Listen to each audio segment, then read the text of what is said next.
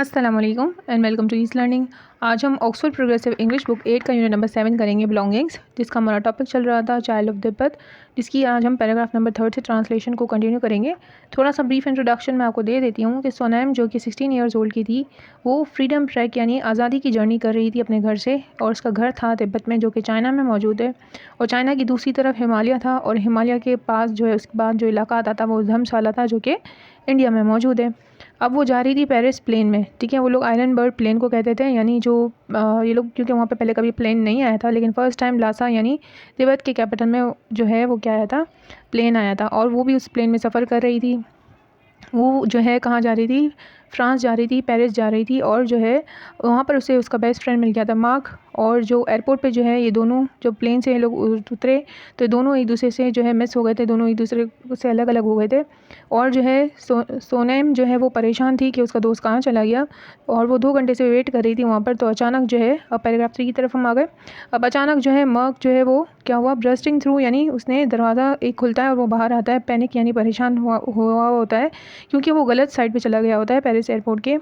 फिर वो कहती है कि मैं बहुत खुशी हुई मेरे दोस्त को दोबारा देखकर, और उसने जो है मुझे अपनी कार में डाला छोटी सी, और विस्क मी यानी वो मुझे टेक अवे यानी वो मुझे लेकर चला गया अपने घर पे, जो कि ग्राउंड फ्लोर पे था और जो कि एक बड़ा सा घर है।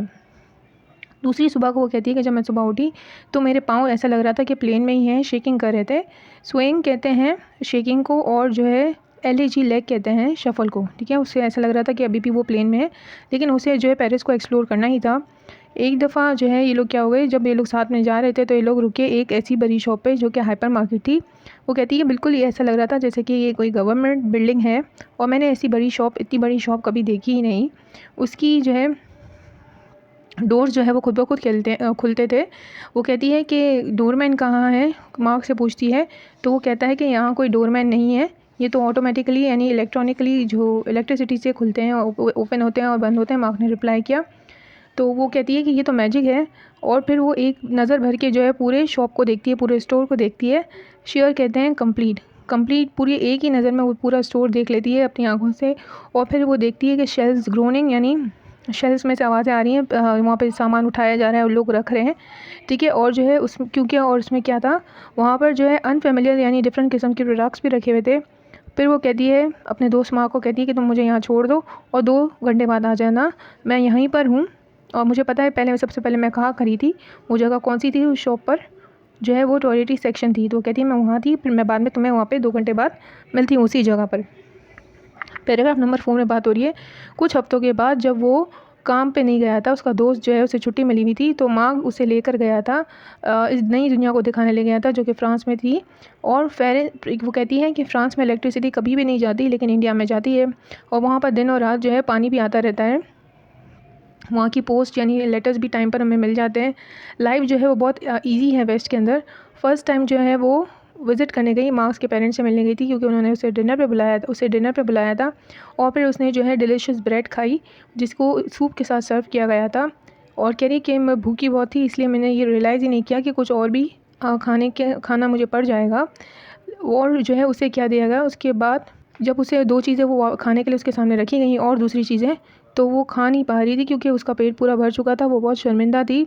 और वो कहती है, मैं मार्क को कहती है कि तुम लोग जो है सारी डिशेस जो सर्व करनी होती हैं वो एक साथ ही क्यों टेबल पर नहीं रख देते। मार्क को उसने पूछा, बाद में उसने मार्क से पूछा। पैराग्राफ नंबर 5 में बात हो रही है।